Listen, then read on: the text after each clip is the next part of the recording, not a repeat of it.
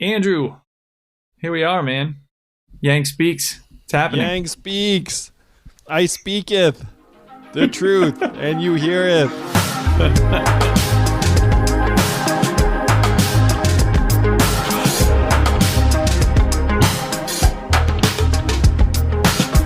You know what's funny is, so we've been going through various conversations, and a lot of them have been more like Yang listens, because when I have a guest, I just want to hear them talk, and I'm not an asshole. So, if you have a guest on a podcast, you're not like, that's what you think? Well, here's what I think. That's not that cool. So, it's this is what I'm struggling with. I'm like, we can't have Yang speaks if Yang doesn't speak. Right? That'd be very, very zen, I suppose. I guess. So that's what we're trying to do, and we're gonna we have a lot to talk about, a lot of things we want to dive into. I think what we're going to try and do is explore how we can do these episodes in a number of ways. And I think a good way to do them, and Andrew and I were talking, is that let's get Andrew's perspective on the topic of the episode and then work in the speakers as we go.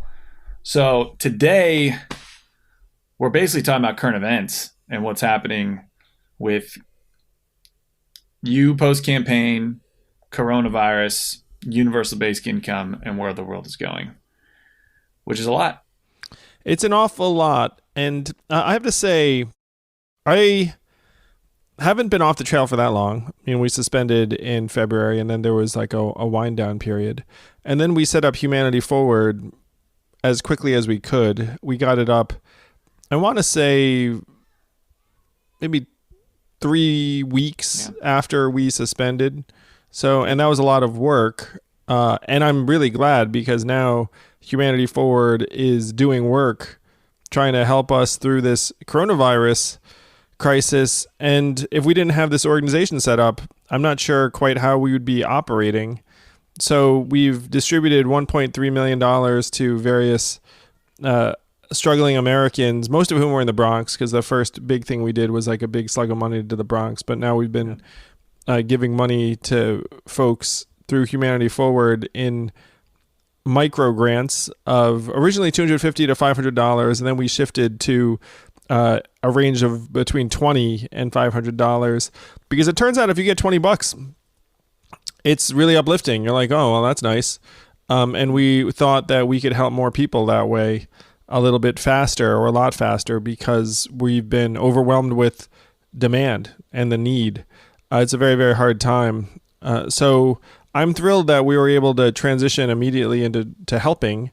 We just placed our first PPE order to help the city of Detroit, because I've been advising various people on how we can, or how, not we, but how they can put resources to work most effectively. And so we've identified that there are certain geographies that you could save lives in by getting PPE to them, because they don't have enough and their cases are starting to shoot up. Yeah. So I'm glad that we're doing what we can to help.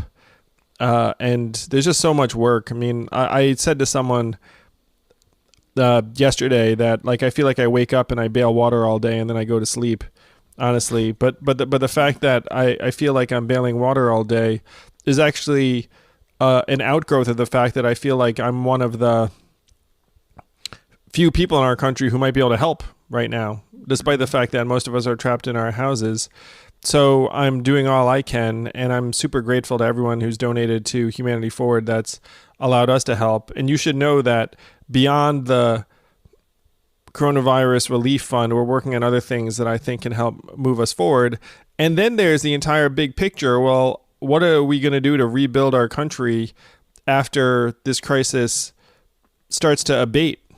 Because the damage is going to be far and wide, and we're going to need to think much, much bigger about how we move forward if we're going to start putting people in position to succeed and flourish, which is going to be a lot harder after millions of jobs get blasted to smithereens, which is what's happening right now.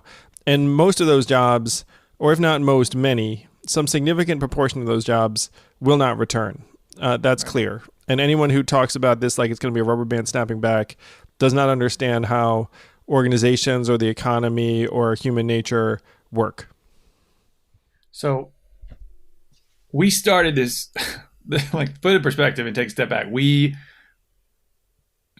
pound the pavement in Iowa for 17 days in a row. It was more than that. And then we hit New Hampshire. We drop out of the race. And instead of resting, we're like, we got to get an organization up.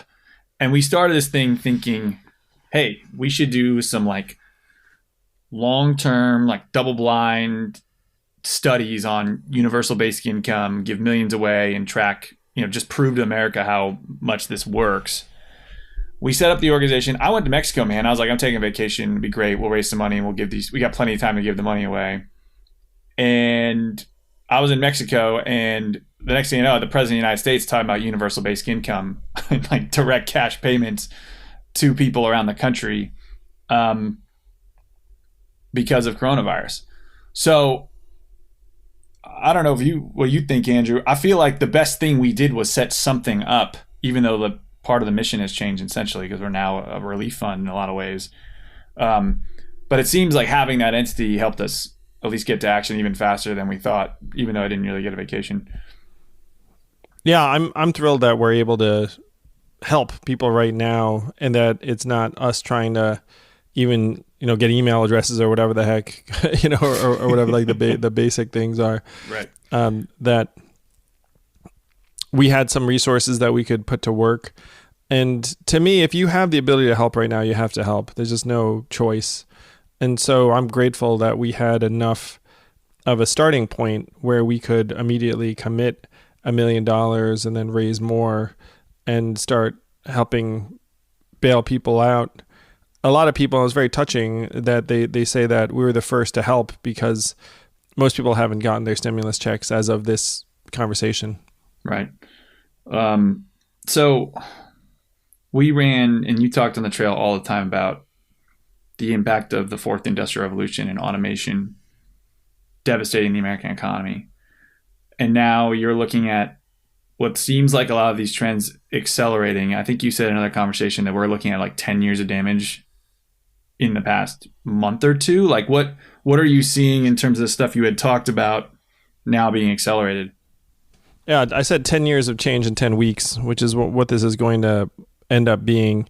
So, all those brick and mortar malls and stores that were on the edge, a lot of them are going to close. Macy's just furloughed the majority or all or nearly all of their 130,000 employees. How many of those stores are going to reopen at full strength and when? I mean, a lot of those people are never going to come back to work. And you can multiply that times all of the other retailers, all of the restaurants, all of the bars. I mean, some of them will reopen when the time comes, clearly, but some of them won't. And there are many small businesses that are in the same boat. You had the vast majority of Americans living on the precipice before the crisis. And then if you just turn off everyone's income for a period of weeks or months, then all of the fragile businesses die. And the strongest businesses just get stronger. Amazon just set an all-time high, their stock price, as of today, this conversation. I think they're hiring another 75,000 people. So if you were to see the Amazonification of the economy that has been ongoing, where a third of America's stores and malls were going to close over the next 4 years, they're going to close right now, essentially, or they're closed right now and they're never going to reopen. You have many, many companies that are figuring out how they can do more with less, how they can shrink their workforces, how they can have everyone work remotely ongoing so they don't have to pay for real estate, how to automate a lot of their processes. And I have a friend who advises major company CEOs who said that all of the CEOs are telling them, we're going to shrink as a result of this. We're not going to bring back a lot of people. We're going to automate processes. This is going to speed up the progress of the fourth industrial revolution, where more and more companies realize that people are often just a drag on their numbers, really. And one of the big misconceptions out there is that somehow when you invest in a company on the stock market, you're investing in job growth. You're investing in profit growth. If there's a company that can do more and become more profitable with fewer employees, then that's the way the company's going to go. The job loss, yes, it's going to accelerate, terrifying. But one of the things you talk about a lot is the human cost of that. So I'd love your thoughts. Like, you talked a lot about mental health on the trail. You talked a lot about social stabilities and families. Like, does that accelerate too? Yeah, all of it accelerates, unfortunately. And so the trends that I was concerned about in my book are now all the more pressing and prevalent. And certainly the automation of jobs is number one, and the need for universal basic income. But the declining marriage rate and fertility rate, mental health crisis. I mean, the mental health crisis is going to explode through this time. Our use of the crisis text line, which is a service if you're considering doing yourself harm, has more than doubled during the crisis, which makes sense because we're all anxious and depressed, and a lot of us don't know what the future is going to hold or even where our next paycheck is going to come from.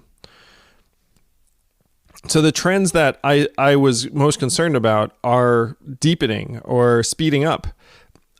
It's going to be really, really difficult to reverse many of them without some kind of Marshall Plan scale reinvestment in our way of life that looks different than previous plans. And the first step in that plan, in my mind, needs to be a universal basic income where you put resources into our hands and then allow us to rebuild communities from the ground up, from our people up, our families up, build this trickle up economy. I certainly think big public works are going to be a part of it. Infrastructure is going to be a part of it. Making our society more environmentally sustainable in big ways will be a part of it. But a lot of it has to start with recentering our economy around ourselves, our people, our families, rather than imagining that what's good for these megacorps is going to somehow trickle down on us. Okay, so for those of you, I'm going to assume, I know there's a lot of people who were familiar with your campaign listening in. For those of you Yang Gangers here, we love you. But for those of you not, do you mind just quickly, high level, Andrew, telling us what you mean when you say universal basic income, or UBI for short? Universal basic income is a policy where every member of a society gets an amount of money to meet your basic needs, no questions asked. And during my campaign, I was running on a freedom dividend of $1,000 a month for every American adult starting at age 18. And that may sound familiar because now we're all getting $1,200 thanks to the stimulus checks. So this plan is not my plan in the sense that Martin Luther King was for a version of it, Thomas Paine was for a version of it, Richard Nixon, Elon Musk, there are a lot of people that have come out for it over the years. Barack Obama said at some point that we'd have to consider it. And I don't want to put words in his mouth, but like when I talked to Barack about this, he said that what really hit him was during the recovery from the financial crisis, where a lot of companies weren't employing people the way they used to. It's like you sort of rebuild these companies and then they don't hire everyone back. And so that really had a big impact on him. We're going to see the same thing now. It's like these companies are going to rebuild and they're not going to employ people. So a universal basic income is an idea that's been with us for a long time. And the central idea is simply to put money into people's hands so that they can meet their basic needs every single month. And now I will say that my thinking has shifted where I believe that the freedom dividend of $1,000 a month might not be sufficient. Like I think that we should have that as a starting point. But I'd now be open to more because the problems are just so much more pronounced in terms of people's ability to supplement that income. I imagined that $1,000 a month on top of your gig or temp job could work. But at this point, your gig and temp job is going to disappear. We need to get healthcare for everyone. We need to put money into people's hands. And then we need to rethink how people get both money in their hands, but also how people find structure, purpose, and fulfillment beyond 9 to 5 that, frankly, is not going to exist for more and more people.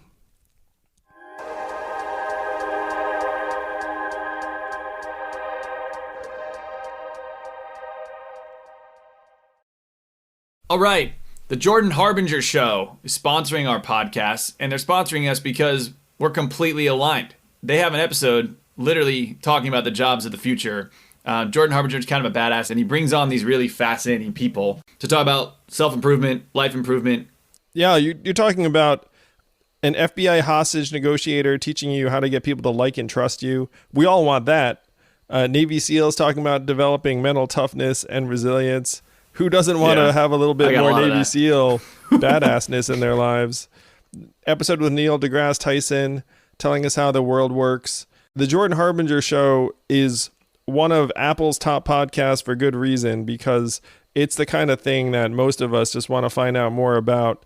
And they're so serious about you internalizing each episode that there's like a worksheet to make sure you do it. This podcast comes with homework. Can you believe it? But that means it's good in this case. So check out the jordanharbinger.com/subscribe. Tell him Yang sent you. Actually, there's no way to do that. But if you were to do that. Yeah. I mean, it's not like there's any credit taking for this shit. Check out the Jordan Harbinger Show on jordanharbinger.com/subscribe on Apple, Spotify, wherever you get your podcasts.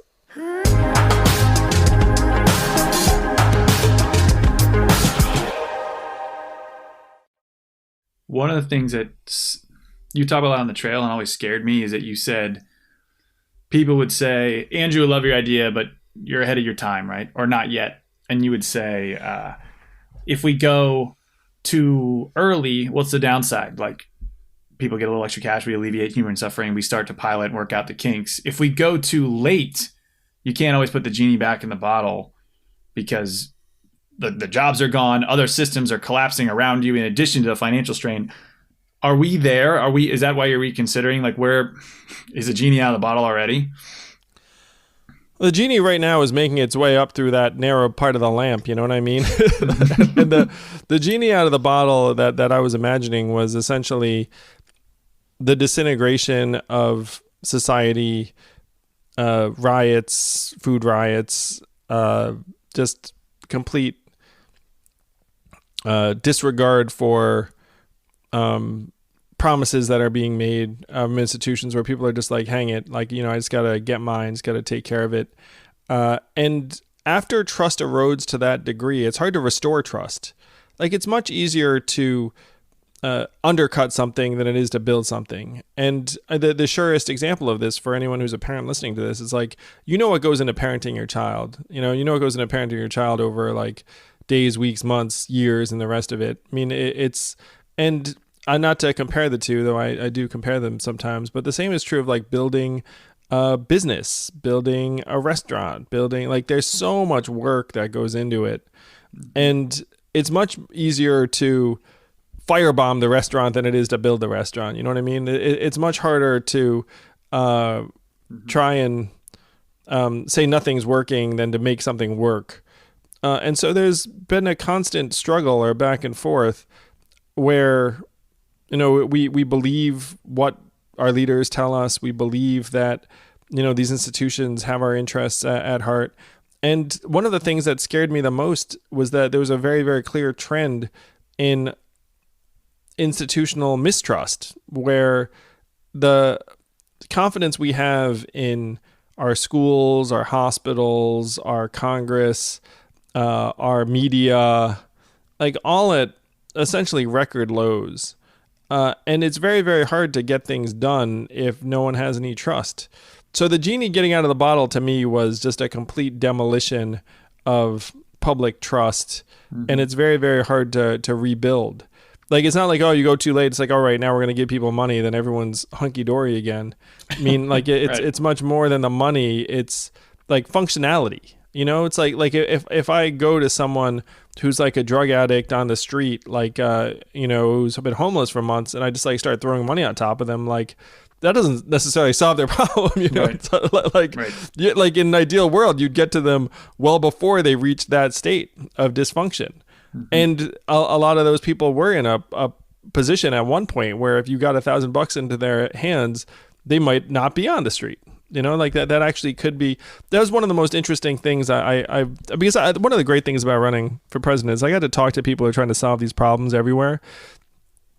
And when I talked to someone who was trying to work on homelessness, they said, you know, the surest way to like combat homelessness is to get people rent money when they're about to become homeless. I mean, it seems like the most obvious thing in the world, but they were like, you know how to fix homelessness? Just get someone that rent money when they're about to be evicted. It seems so obvious. But if you wait too long and you go to them 6 months after they've been homeless for a while, it's much, much harder to get them into that position, because at that point, even if you gave them that same amount of rent money, they might not be able to pass whatever check that the landlord has. They might not have the furniture. They might not have any kind of credit to be able to pay their utilities, like whatever it happens to be. It's like in so many ways, it's much cheaper and more efficient to keep things functional than it is to try and make something dysfunctional functional again. So the tone on universal basic income has shifted, I think in a good way, probably because of the level of dysfunction happening right now. I think people are starting to come around. But my question, so like for me personally, it was crazy. I was literally on vacation and seeing the president of the United States and his inner circle talking about direct cash payments. We faced a lot of backlash while we were running, right? Because it's saying UBI socialism, UBI is this, UBI is that. And now you see less of that. Andrew, is that because we're in desperate times and people are looking like this seems like the only solution that can work? Or why? Like the Pope just came out for UBI. Like, why, in your opinion, why is the tone coming around? How is it coming around? And is it because of desperation? They think you're a genius? Like, what's your attitude towards everybody else finally warming up to this?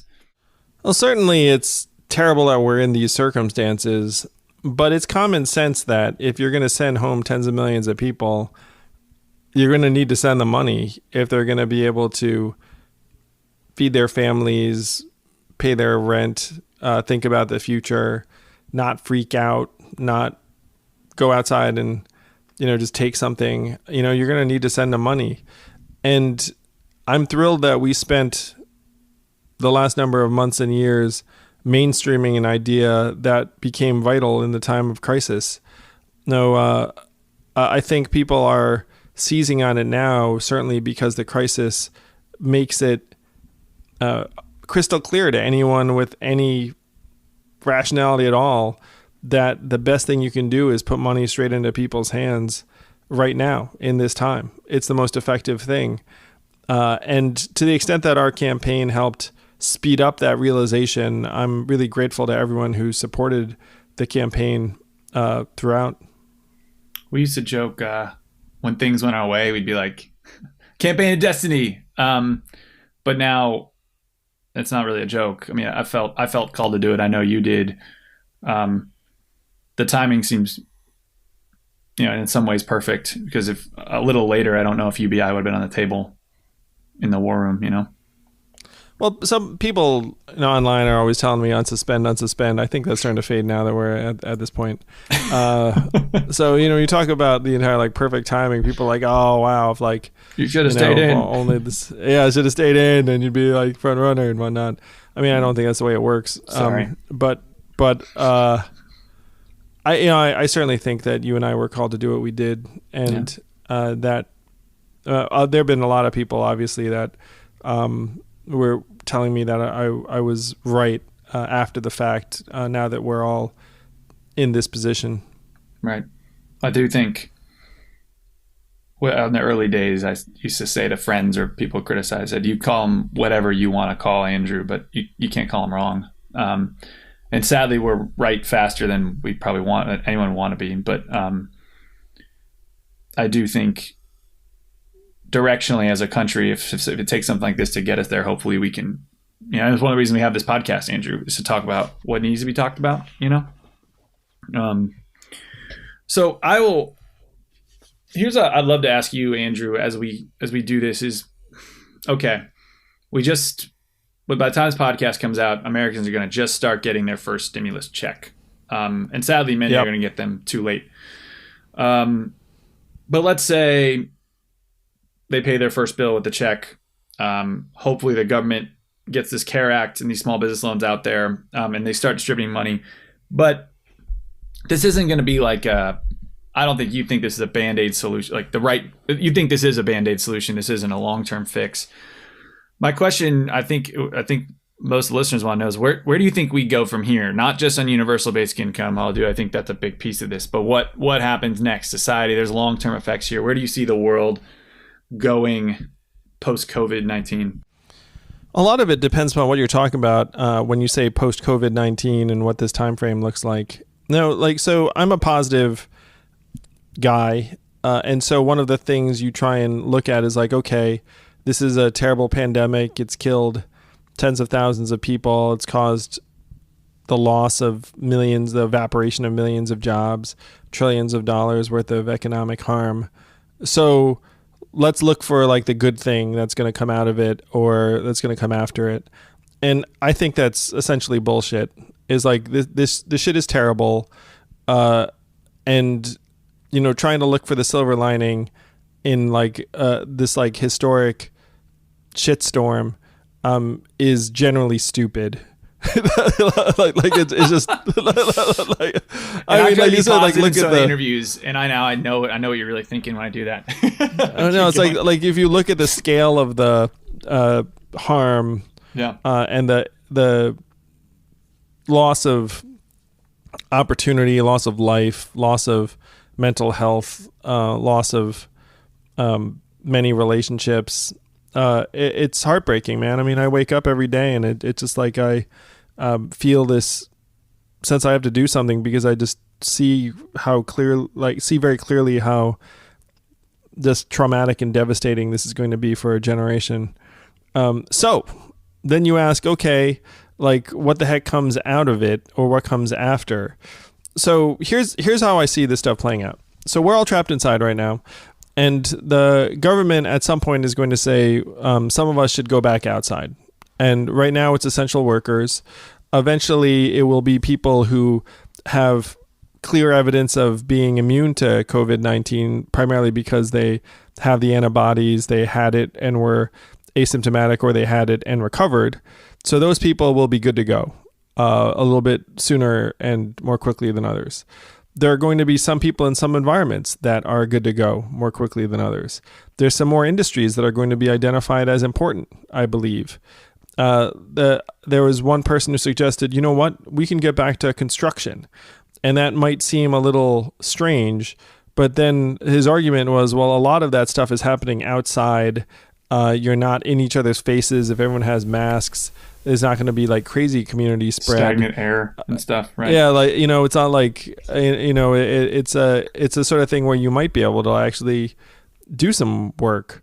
There are certain other environments that you might reopen. So there's going to be this phased in reopening over time in certain industries, certain pockets, certain geographies that have just been spared the ravages of COVID-19 to a higher degree.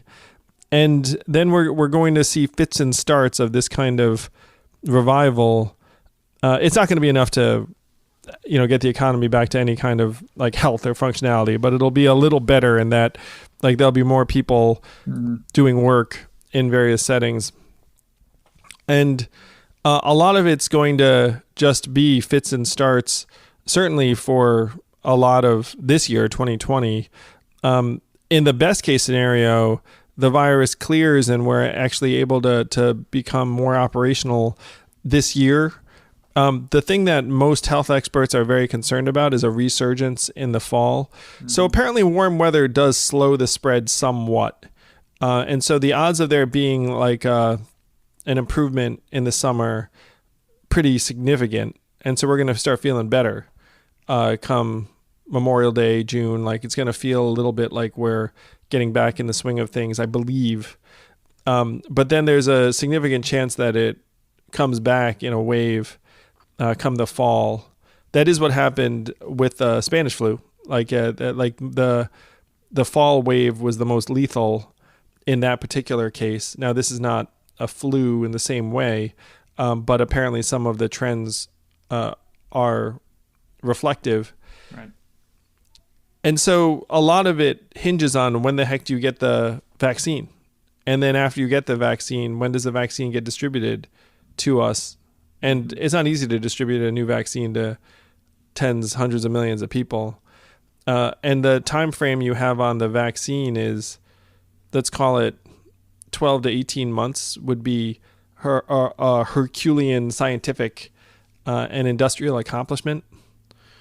So that's where we are right now, is that you imagine that there's like a pre-vaccine and a post-vaccine period. The pre-vaccine period could be significant and measured in months or more. And then that transitional period is going to be very, very uneven. So that's the path ahead for us, in my view. And then what happens after that as a response is dependent largely upon who controls the government.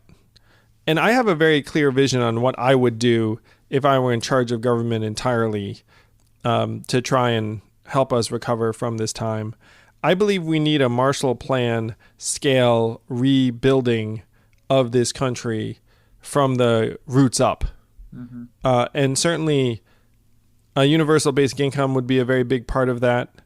Trying to advance our ability to address climate change would be a big part of that.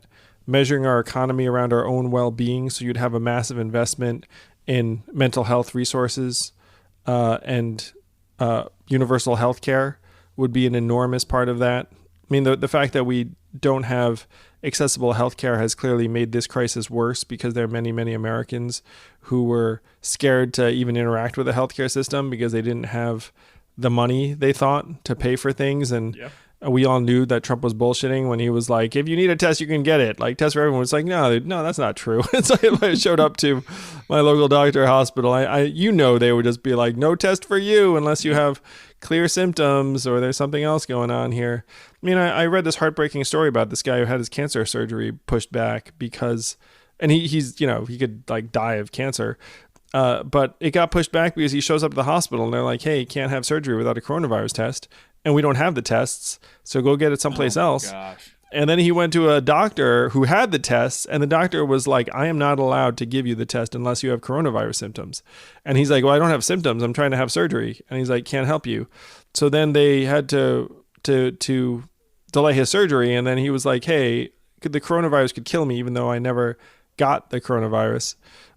So there are clearly massive problems that existed with our access to healthcare, that universal healthcare would not have alleviated all of them, but it certainly would have gone a great distance.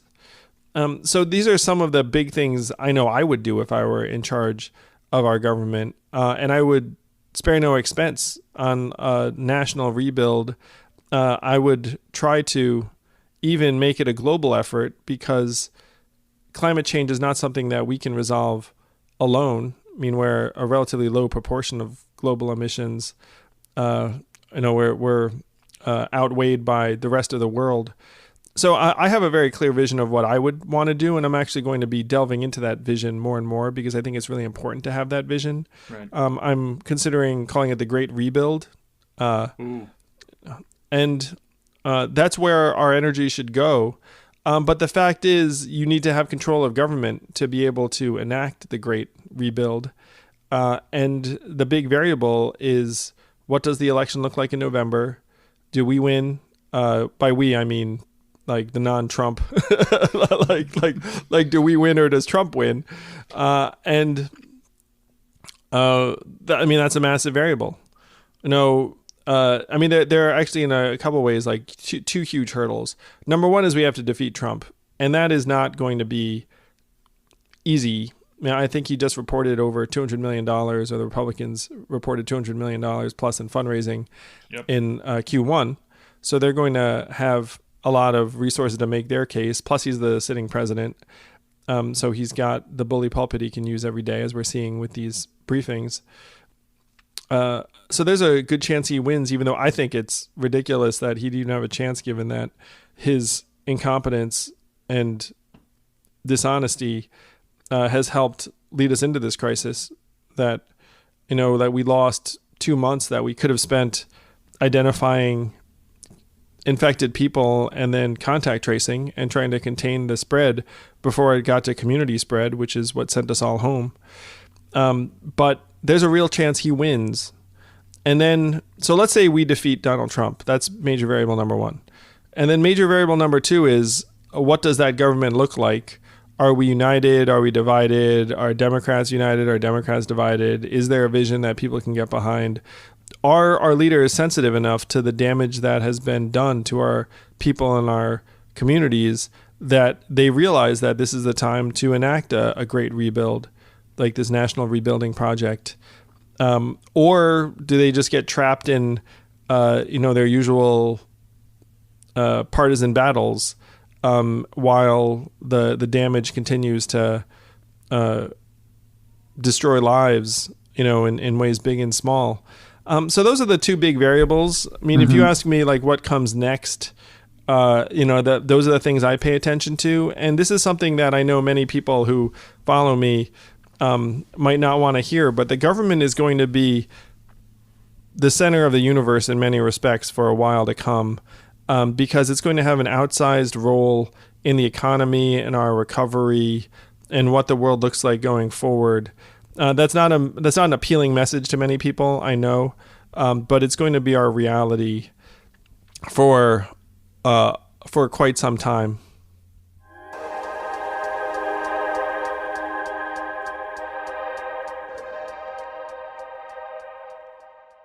Right now today, huge tech companies in America that are paying next to nothing in taxes are sucking up our data every single day.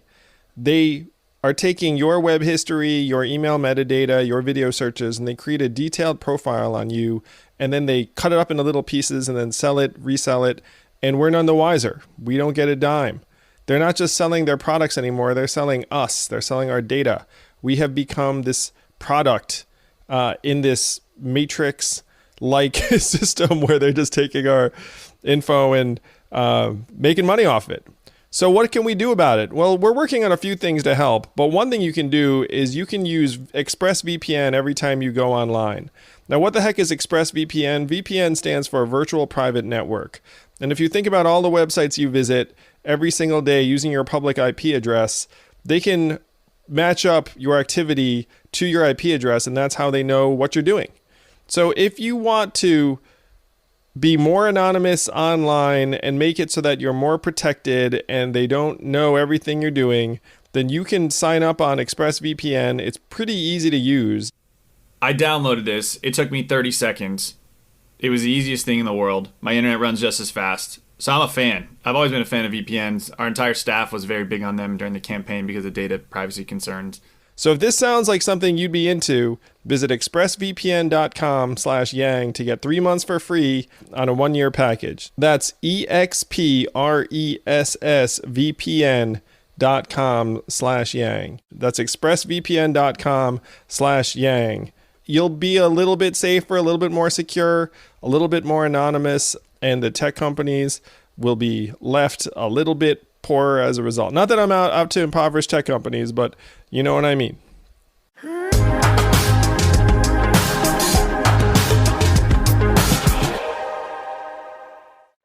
One of the things I want to do with this podcast, I know you do too, is not have people come here to be uplifted and pandered to. I feel like they want to listen to this for real information and the truth, even if it's hard to hear. Let me ask you this. I think this is actually kind of fun, though. President Yang, Oval Office, day one. You find out coronavirus is a thing, it exists. You've talked about this before with me, but I'd love you to share first moves, your thoughts, and then what do you start communicating to the people as information comes in? So do you mean back in January when you get reports that this is happening? Yeah, let's say to start, right? I think how would you approach getting the information, and how would you approach what to communicate and action steps to take? It's tough because a lot of the information out of China you could not trust. I mean, one thing that other countries did that was awesome, I don't know if we could have done this, is they just sent people there. They sent people to Wuhan and be like, hey, go find out what the hell's going on over there. So some of the countries that really got on top of this, like Taiwan and South Korea, had people on the ground who saw that shit and went back to Taiwan and South Korea. It was like, hey, FYI, don't believe anything they're saying. This thing is a buzzsaw, and we need to go bananas in terms of like tamping down travel, tracking anyone who comes back, testing the crap out of everyone who might even have had contact, and And so that's the ideal first move, is you see this is going on, and then you see the Chinese government is dissembling or trying to pull the wool over people's eyes, and you'll be like, you know what, like, you imagine if you watched World War Z, it's like a Brad Pitt type person or character that you just like send to Wuhan, be like, yo, see what is going on, and Someone report back to us. So that would be the one of the first things you do. Second thing is you talk to your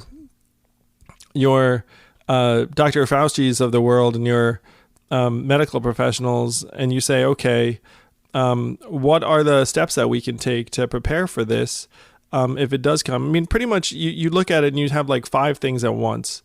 Like number one, you're trying to get information about what the heck is going on over there so you can be prepared. Number 2 is you coordinate with international partners so you can information share on what's going on in other parts of the world. This is one reason I'm so angry that we were so asleep at the switch, because like shit went crazy in like half a dozen countries and we still acted like nothing was happening. It was nuts. Number 3, you do everything you can to limit the infection rate of people who are coming into the States. So that is cut off travel from affected areas. That is put people through screenings if they're coming from someplace that might be affected. That is self-quarantine measures where you say, look, you're coming back from someplace, you're an American citizen, so we're not going to like not let you come back. But guess what? You're going to have to like hang out in your home for 2 weeks. We're going to check up on you. And we're going to monitor every person that you came into contact with, just in case you might have come home with an extra bug.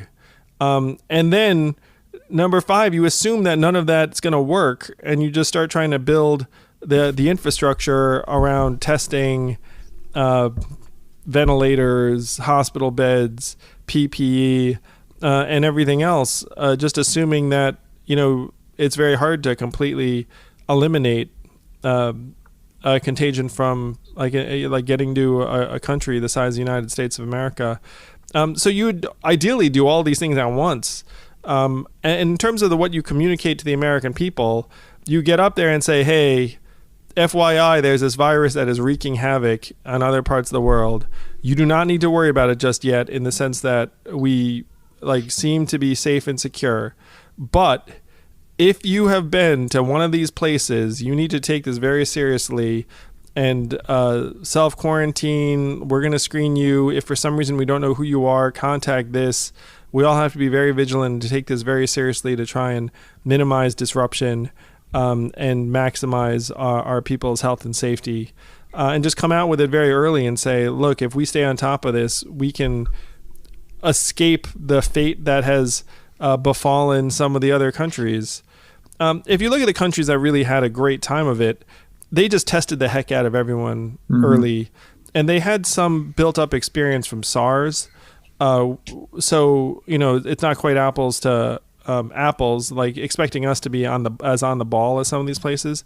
But South Korea literally had like drive-through testing pretty quickly. Like anyone who wanted a test, could go get them, and you'd get results pretty quick too. It's unfathomable to me that other countries had that capacity and we still don't.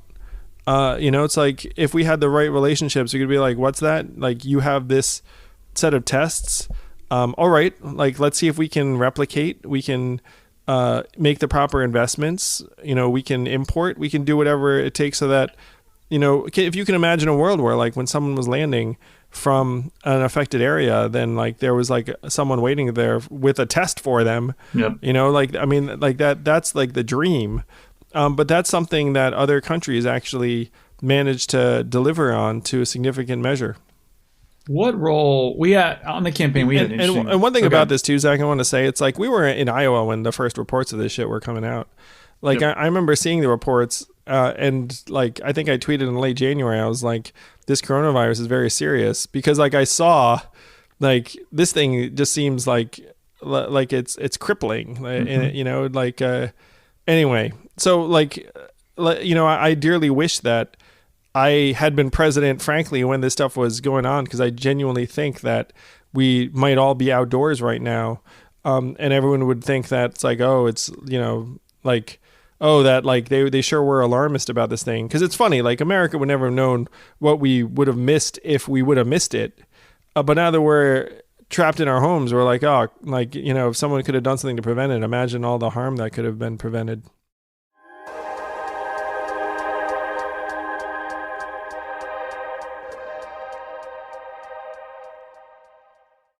When we were in the campaign, you and I both learned a lot about our media and the incentives they have. I think we had our own projections, and then we learned a lot more about them as we went. What role does media play in the information game here? I asked that knowing, like, I'm trying to figure out who I can trust. You've got the president saying one thing, CDC saying another, and then every network giving their own spin or take on it. How have you thought about that? And if you're president, I mean, I know you've had a lot of ideas about the media, but what would you do given the hand you're dealt with our current media? Oh, I mean, these journalists are at a real disadvantage. I think having a really trusted, credible scientific authority that everyone's listening to is the best way to go. I mean, if you're an effective president, you're listening to those self-same people. And then in many ways, you're just delivering those talking points to the American people, because the facts are the facts, the science is the science. And, you shouldn't have people having mixed messages to that extent. And then if you're the press and you see this, you're like, well, the scientists and doctors and public health officials say this. The president is saying something that's essentially the same. And so then we just report that. And that would be the ideal situation. And then you'd have a much higher degree of consensus, I think. Sure, you'd have some people that are like, oh, this is like, this is nuts, this is wrong. But I think that would be a really minor or small group of people if you had a very consistent message. Right. I think you see some governors doing that really well, where they're consistent in their message and their states are shutting down appropriately or acting appropriately. And this is just something I always want to I learned so much running in this campaign, but one of the things I figured out that I actually found very frustrating initially. So I'm like an operator, an entrepreneur, I've done a few things. And I joked all the time about the fact that running for president was like an exercise in awful, awful leadership. Because if you had a CEO who all they did was like run after TV cameras all the time and like try and get on the air with their point of view, their company is probably crumbling behind them. It's like if any CEO is like just like that much of a publicity hound, one, they're probably not a really great person, and two, their organization's probably not performing well either. And so I would joke all the time that it's like this process is like the opposite of what good leadership looks like. And there's something about politics too, where you see it on the governance too. It's like you have the projecting of a particular message that's consistent and a particular emotional tenor. You're like, oh, okay, this person has their shit together. I trust them. I believe them. I feel better about our situation. There's that entire thing. And that's crucially important. In many ways, that's a lot of what we're asking from our politicians from right now.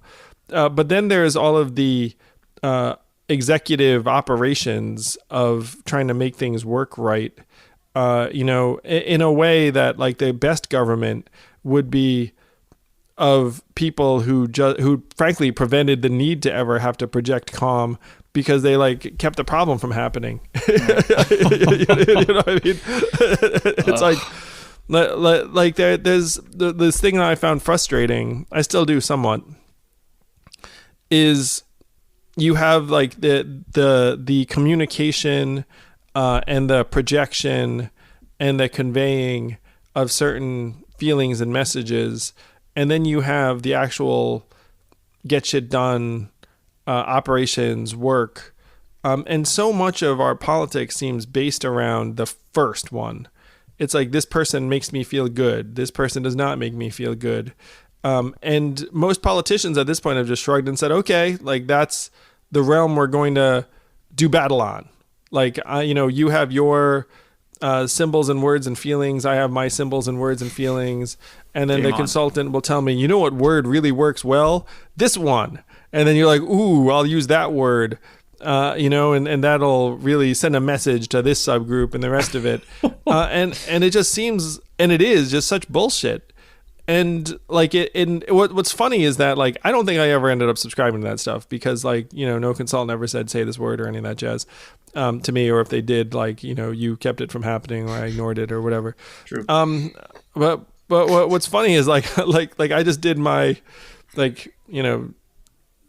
say what comes naturally or just like express what I believe or think, and then that became its own set of like words and symbols in its own way.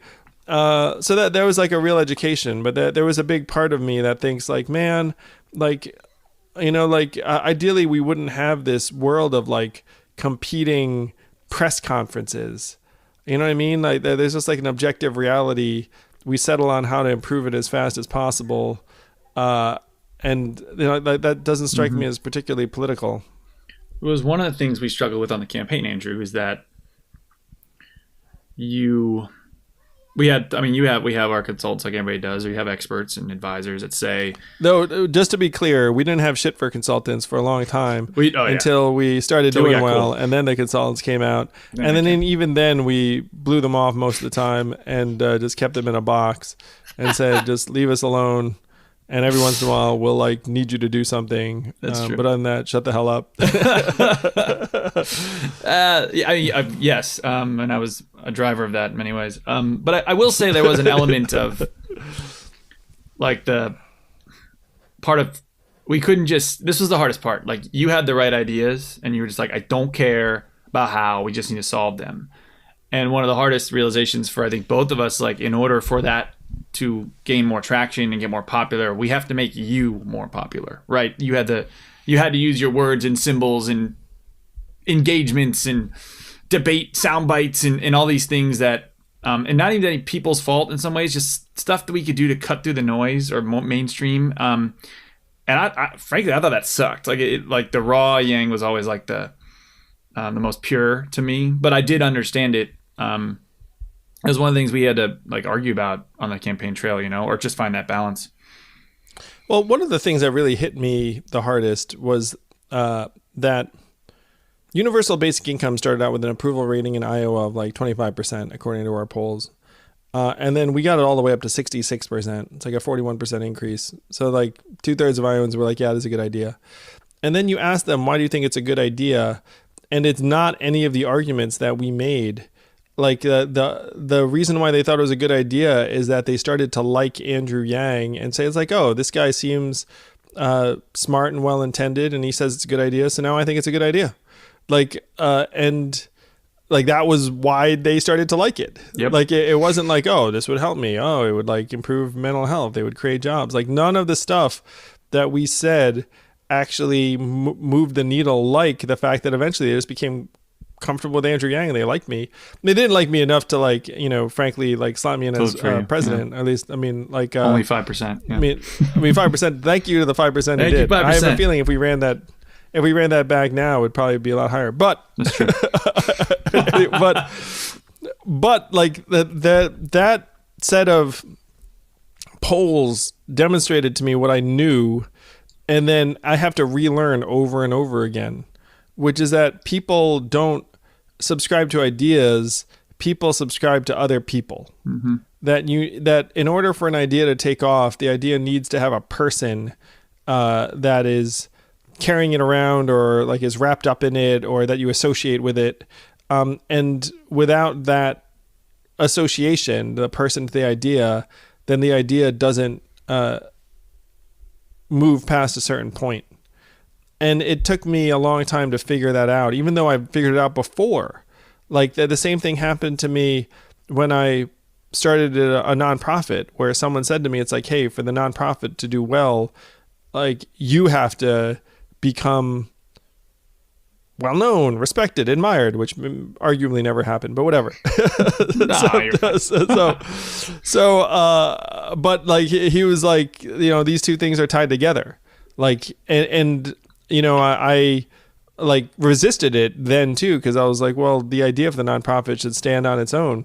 But then it turns out that the two things were linked, and the same thing was true in our campaign, where there's universal basic income, which I think objectively is an awesome idea, and like anyone looking at it should just be like, yeah, we should do that. But it takes humans to persuade other humans that ideas are worth exploring. And that core right there was the hardest for you and I and the team to like get used to. You just generally like going from being able to do whatever you want at any time to walking down the street and people asking for selfies the entire way down New York City, right? And because it had to be you, it had to be a person. And what started as this campaign of ideas ended up having to be a campaign of ideas through Andrew Yang, which is a different campaign of ideas game. And people. Yeah, of course. And this is one thing that happened with us. So this is Zach's story. So I'm not a particularly vain or fashionable person, I suppose. And then Zach would just sort of shrug and be like, that's cool for a while. And then at some point in the campaign, Zach was like, hey, we're going to get you a haircut. Like, hey, we're going to give you like a consistent look. Like, hey, we're going to, get you a math pin instead of like the campaign button or whatever it was. Where Zach started trying to identify variables to clean me up and professionalize me that left on my own, I might never have actually recognized or done. Now, like, I'm not an idiot where it's like when it's suggested to me, I'm like, well, maybe that's a good idea. But like but so that those are some of the adaptations we made where you start, and we started out, and what's funny is like, I compared myself to Bernie. I was like, Bernie looks like the freaking, scientist in Back to the Future. Like, no one gives a shit. Like, like why would anyone give a shit about like, my hair? Like, who cares? But then like there was a point where we said, it's like, well, maybe some people do care. It's like, maybe people don't. You were new like, too. So Bernie been in the Senate for years and had a national run in 2016. If oddly, like your first 30-second impression of you on TV and they don't like your hair or they don't like your shirt or whatever, it's it would weigh. It would. I mean, wait till we run again, man. I picked out a stylist and everything. We're going all in. I'll make you a GQ model before you know it. I mean, the biggest adaptation. I mean, there were so many adaptations for me running for president, but the biggest one was wearing so much fucking makeup. Like, I would go. I mean, not to say like I would just put on independently, but if I had a TV appearance, they would just like put makeup on, and then I would just be like, all right, I guess I'm gonna keep this on. You would keep it on, which was hilarious. Well, I'd keep it on half the time because I had another TV appearance later that day. So I'm just like, am I really going to remove the makeup and then like get it on again? Like, plus between the two TV appearances, I probably had like, half a dozen like social photos and social media things. So I'd just be like, I guess. No, it made sense. It was, but it was odd because like, like you're not used to that stuff in like everyday life.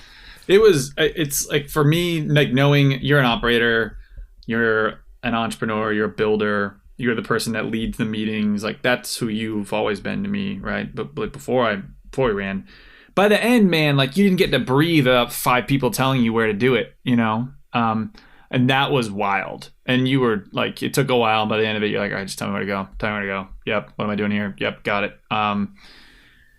Which is, I was joking that like my job was to just be a grenade and then be like, tell me where to blow up, like roll me into the room. Yeah, it wasn't even the room. It's like roll me into the auditorium, roll me into the TV studio, roll me into the like. But you understand podcast, why the ideas don't come through. Why you could just like, hey, just have a compelling 15-minute stump speech that people like you. You can see how a politician gets cut that way. It makes sense.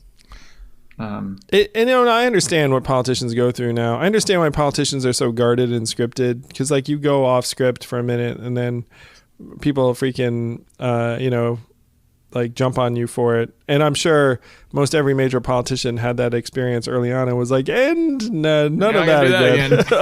I'm gonna run everything by 5 people before I do it. Yeah, I think I saw a story about how like Hillary Clinton, when she was tweeting, I think there were like 4 or 5 people that would check every tweet or whatever before it went. And then Donald Trump, it's obviously 0. So I joke that the right number is somewhere between 0 and 5. Yep. We let you have you on Twitter. Though for the record, there's 0 on my Twitter too. But I'm a very different man than Donald Trump. True. I mean, it does. I will say it does cause the staff like anxiety, for sure. In the sense that, Twitter doesn't matter. It only matters in the extremes, right? Like if you say something really offensive, like a racial slur or something, then it matters. But on the other end, if you're like, who the heck like does Frosties. that? What kind of like crazy person would be like putting racial slurs in tweets? Agreed. So there's a certain end of like the staff would be like, what is Andrew tweeting about? And I'd be like, I don't know. You want to ask him? Like, I don't know. Well, sometimes I would be guilty of tweeting without context, where I'd tweet something and it would be like you're confusing as to what that was based upon. Yeah. The fact is, half the time I was in some freaking SUV or bus in Iowa, New Hampshire, and like I'd be tweeting about something like totally innocuous. Oh yeah. Or you would tweet about a policy and like the policy team didn't know anything about it. You're like, someone told me about this awesome idea. I think it's brilliant. We should do it. And you were right. The policy team's like, maybe. You're like, whatever. As the campaign manager, I thought it was a good thing to let you be you, and fight the battles appropriately. It was a lot of our comp strategy, right? We'd be like, Andrew, what do you think about this current event? And you would give us your thoughts, and we would say yes, no, maybe so, and then say go forth with that, right? Well, I remember some of the policies that you're talking about. Like one was, I think we should legalize online poker, or legalizing psychedelic mushrooms, or decriminalize opiates for personal use. I mean, all of those things were from interactions with people, where like a military vet would tell me, it's like, hey, the only thing that works for my PTSD is psychedelic mushrooms. And I was like, well, that's a pretty good argument for at a minimum vets being able to have psychedelic mushrooms, because if it's effective, and you've tried everything else. He's like, oh yeah, I have. I believed him too. I mean, he'd been through a lot. Oh, yeah. I'd learn continuously, and like hopefully most of the time, like I'd try and, well, actually there are definitely times I didn't tell anyone I was going to tweet something. That was fine. That definitely happened. We could do a whole, and we probably will do a whole episode on like campaign recaps and what we learned and things like that. I think what this helped us, Andrew, is like, one, we had you, and two, we were building on the fly. So we got to, like, I have like a lot of thought, and I think a lot of the team would have a lot of thoughts on how to structure a presidential campaign in the 21st century. Like, I think there's a lot of things that a traditional campaign just doesn't need or needs less of. We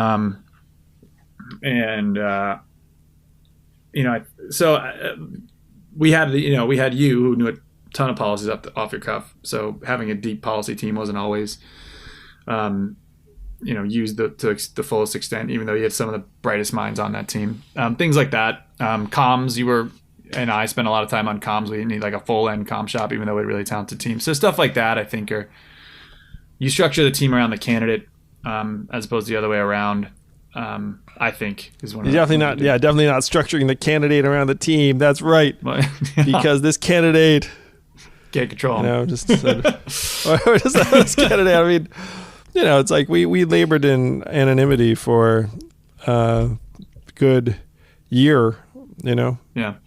And then the consultants came in and be like, do this, do that, and be like, fuck you. Yeah, like, you work for us. You remember you called us, remember? Or we hired you. Yeah, seriously. Man, those guys. I mean, not all of them are bad. But yeah. We ended up weeding out bad ones. But you see how politics get so screwed up quickly. It's like there are all these institutional forces that come into it. It starts out as something deeply personal, becomes deeply institutionalized very, very quickly. And I'm really proud of the fact that I think we stayed true to ourselves the whole time. And even as we started doing better and better, we stuck to what got us there. I think for the most part we did, yeah. What's crazy about the biggest thing is we had like a clear vision, clear set of ideas. Yes, and even now, it's like those ideas now have more and more power and currency, because now we see very clearly that they were necessary. Oh my gosh. I was thinking about this morning, man. I was like, can you imagine what solutions would be thrown on the table if you hadn't run? You know, I don't know, man. I shudder to think. Well, certainly even now, it's like if you look at it, the vast majority of the money in the CARES Act, the stimulus package, didn't go to us. Yeah. So like you can imagine an even lower proportion going to human beings, which would have been an utter disaster. As it is, I think we can dial up the level of money that's coming straight to people. I think we're going to get another check coming our way pretty quickly because this 1,200 is not going to work for very, very long. If your outlook is correct, yeah, we're gonna have to do something. And I hope they continue to turn to your playbook. Yeah, we're going to keep on building out the playbook, man. That's one of the things I'm excited about doing is establishing a vision for the great rebuild and just giving people more and more tools, like letting people know it's like, look, UBI is vital and necessary, and we should do it. We should do it very big and consistent. But then we have to do this too. We have to make progress on healthcare. We need to make progress on climate change. We need to make progress on infrastructure, and we need to measure our economy differently. We need a massive mental health initiative. Like these are things that we need. We need to start using technology in our favor. We need to start having intelligent moderation of some of the downsides that come with technology.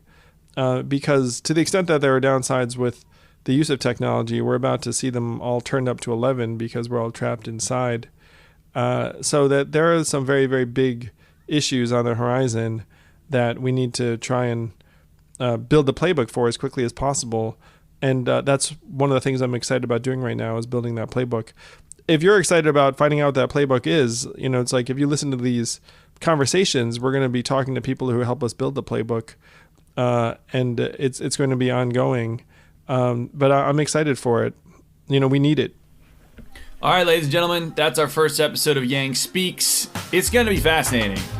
We'll have fun conversations, sometimes be serious, sometimes I'll have experts on, sometimes I'll have celebs, sometimes be strangers, randos, or nobody, just Andrew.